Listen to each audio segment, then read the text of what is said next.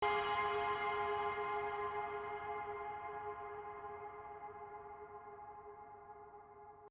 kiper PSM Makassar Ardiansyah mendapatkan sanksi berlipat atas kejadian kericuhan pada laga kontra Persik Kediri pada Senin 18 Januari.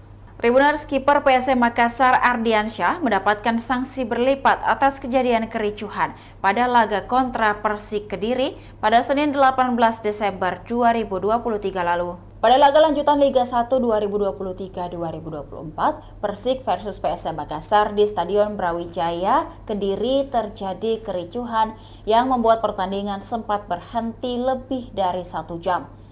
Atas kejadian tersebut, Komisi Disiplin atau Komdis PSSI pun melakukan sidang pada 3 Januari 2024 dan menjatuhkan sanksi kepada Persik maupun PSM Makassar. Terkhusus untuk PSM Makassar, sebagai tim tamu, sanksi diberikan kepada Ardiansyah. Pada pertandingan tersebut, Ardiansyah diplot sebagai kiper cadangan PSM Makassar. Hanya saja, Ardiansyah dinilai melakukan pelanggaran saat terjadi kericuhan, di mana ia tertangkap kamera melakukan lemparan botol air mineral ke arah penonton. Jika dilihat dari video yang beredar, Ardiansyah melakukan lemparan balasan atas tindakan supporter Persik yang melempar terlebih dahulu. Berdasarkan sidang Komdis PSSI, Ardiansyah pun mendapat sanksi berlapis yakni denda Rp75 juta dan larangan bermain 2 pertandingan.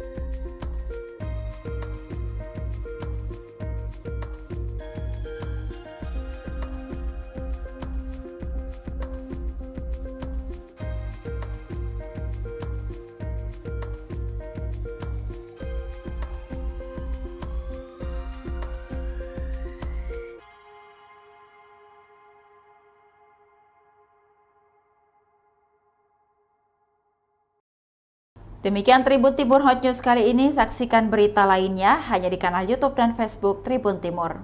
Download Tribun X sekarang, menghadirkan lokal menjadi Indonesia.